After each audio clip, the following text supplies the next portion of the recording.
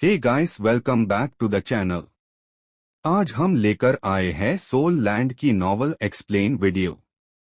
इस वीडियो में हम देखेंगे एक ऐसी कहानी जहां इंसान और सोल बीस्ट्स के बीच शुरू होती है एक नई जंग। वीडियो को लाइक करना, शेयर करना और चैनल को सब्सक्राइब जरूर कर देना।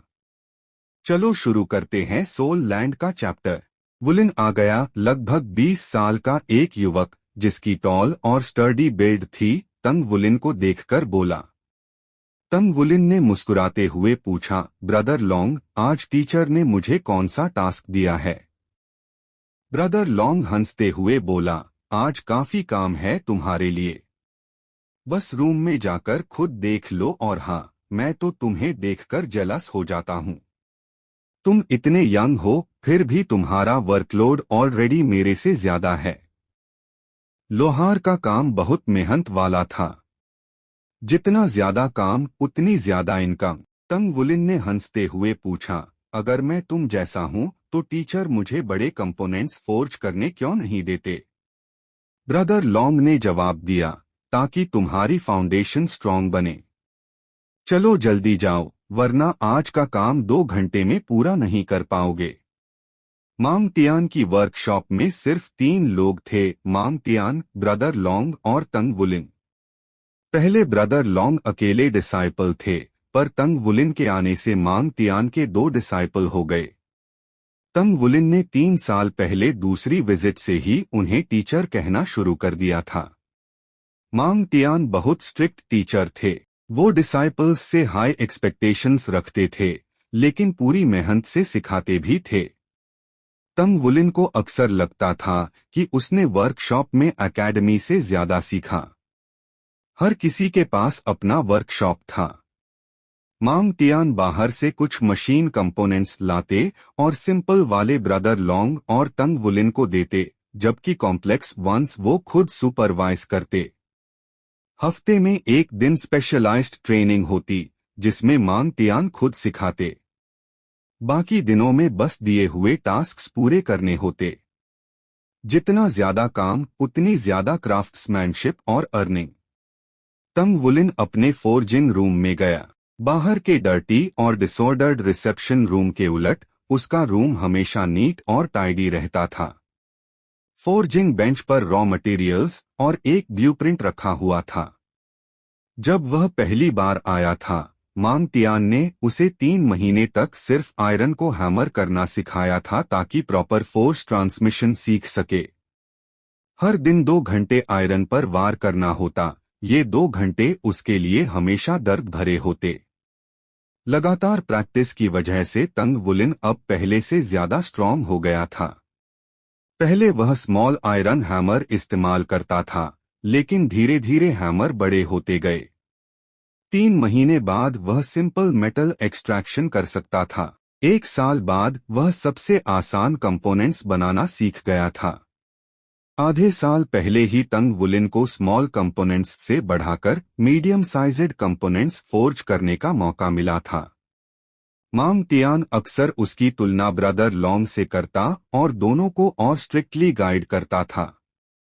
लेकिन तंग वुलिन का स्वभाव बहुत परसेवरेंस वाला था। 3 साल में उसने कभी भी अपनी मुश्किलों की शिकायत नहीं की।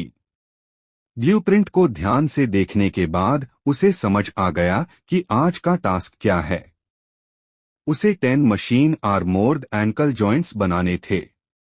उनका शेप स्फेरिकल था, इसलिए अगर मोल्ड से बनाया जाता तो सिर्फ 2 बार प्रेस करने से काम हो जाता। लेकिन फोर्जिंग में डिमांड्स बहुत ज्यादा होती थीं। ब्लैकस्मिथिंग कई रैंक्स में बंटी थी। सबसे पहले आता था 100 रिफाइंड, यानी कोई कंपोनेंट 100 बार रिफाइन किया गया है। इससे ऊपर होता था 1000 रिफाइंड। जितनी बार मेटल रिफाइन होता, उतनी ही उसकी इम्प्योरिटीज कम हो जाती। 1000 रिफाइनमेंट्स सहने के लिए बहुत हाई क्वालिटी मेटल चाहिए होता था।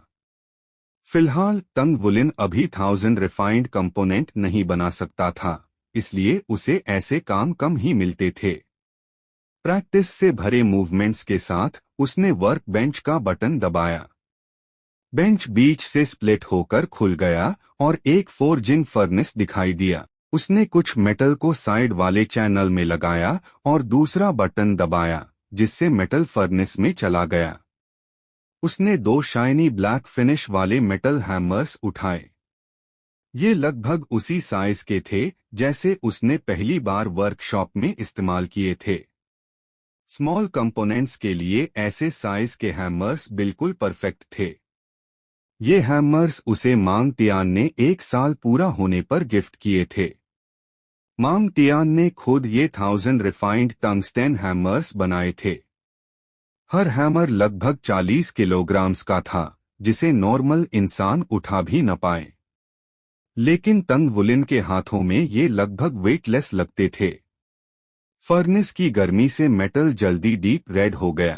तंग वुलिन ने राइट हैंड वाले हैमर से उस मेटल को क्राउन पर स्ट्राइक किया। उसका लेफ्ट हैंड हैमर नीचे से जुड़ गया। दोनों तरफ से दबाव डालते हुए उसने हीटेड मेटल का चंक निकाल दिया। वह तेजी से दोनों टंगस्टेन हैमर्स घुमाने लगा और लगातार डिंग की आवाजें आने लगीं। इसी के साथ आज का फोर्जिंग शुरू हुआ। ब्लैक स्मिथिंग एक क्राफ्ट्समैन का काम था। ये कोई सिंपल स्किल्ड ट्रेड नहीं था। मांग टियान ने उसे शुरू में ही कहा था कि अच्छे ब्लैकस्मिथ को अपनी ब्रेन भी इस्तेमाल करनी चाहिए। मेटल को पाउंड करते समय उसे वाइब्रेशंस महसूस करनी होती थीं और मेटल की वेन लाइंस में बदलाव समझना होता था, तभी वह हाई क्वालिटी गुड्स बना सकता था। परसेप्शन के मामले में तंग वुलिन बहुत ही एक्सेलेंट था। उसे पता भी नहीं था कि जब मांग टियान ने उसे 1000 रिफाइंड टंगस्टेन हैमर्स दिए थे तो उसका मतलब था कि वह ऑफिशियली एक ब्लैकस्मिथ बन चुका है। उसकी मंथली इनकम ज्यादा नहीं थी, लेकिन वह हर महीने ईमानदारी से कुछ अमाउंट सेव कर लेता था। बाकी में से थोड़ा सा हिस्सा वह अपनी छोटी बहन के लिए निकालता और बचा हुआ अपनी मां को देता ताकि फैमिली एक्सपेंसेस में मदद हो सके। वह अभी सिर्फ 9 साल का बच्चा था, लेकिन 3 साल की फोर्जिंग प्रैक्टिस और उसकी रेजोल्यूट नेचर की वजह से वह अपनी उम्र के दूसरों बच्चों से कहीं ज्यादा स्टेडी और मैच्योर लगने लगा था। 2 घंटे बाद उसने फाइनल कंपोनेंट पर आखिरी स्ट्राइक मारी। उसने लंबी सांस छोड़ी, पास रखा टॉवेल उठाकर पसीना पोंछा। सामने रखे 10 शाइनिंग जॉइंट कंपोनेंट्स को देखकर उसके चेहरे पर एक सैटिस्फाइड एक्सप्रेशन आ गया। फोर्जिंग की आदत हो जाने के बाद उसे इस काम से प्यार होने लगा था। रोज वह अपने हैमर्स से मेटल को पाउंड करता था। यह उसके लिए अपने इमोशंस निकालने का एक केयरफ्री तरीका बन गया था। कई बार मेटल को मारते समय वह एक अजीब सी फैंटास्टिक स्टेट में पहुंच जाता था, जैसे हैमर और मेटल दोनों के साथ उसकी ट्यूनिंग मिल गई हो। जब भी ऐसा होता, वह जो कंपोनेंट्स बनाता वो एक्सेप्शनली आउटस्टैंडिंग निकलते। यहाँ तक कि कोल्ड नेचर्ड मांग टियान भी उसकी तारीफ कर देते। टीचर तंग वुलिन अपना काम देने ही जा रहा था कि उसने देखा मांग टियान पहले से ही उसके फोर्जिंग रूम में थे। मांग टियान वर्क बेंच तक चले और कंपोनेंट को इंस्पेक्ट किया। उन्होंने सिर हिलाया, फिर तंग वुलिन को कुछ पेपर बिल्स दिए। ये इस महीने की वेजेस हैं। तुम्हारा काम काफी अच्छा है। Thank you teacher. तंग वुलिन खुशी से बिल्स लेकर अपनी पॉकेट में रखता गया। एक्साइटमेंट की वजह से उसका छोटा सा चेहरा थोड़ा लाल हो गया था और वह अपनी खुशी दबा न सका। उसने हल्के से अपने फिस्ट्स हवा में हिलाए। मांग टियान ने संदेह से उसकी तरफ देखा। मैंने तुम्हें मंथली वेजेस मिलते हुए कभी इतना खुश नहीं देखा। थोड़ा सांस संभालते हुए तंग वुलिन ने गहरी सांस ली और कहा, टीचर, मैंने फाइनली इनफ मनी सेव कर लिया है एक स्पिरिट सोल खरीदने के लिए। मांग टियान ने उसे बिना एक्सप्रेशन के देखा, फिर हल्की सी इमोशन भरी आवाज में बोले, तो तुम्हारा मार्शियल सोल पहले से ही रैंक 10 पर पहुंच गया है। तंग वुलिन ने सिर हिलाया। हाँ, लगभग पहुंच चुका हूं। मांग टियान हल्के से मुस्कुराए। Good luck. टीचर, मैं पहले घर जा रहा हूँ। तंगवुलिन ने कंपोनेंट्स को एक बॉक्स में रखा और खुशी से भरकर वहां से निकल गया।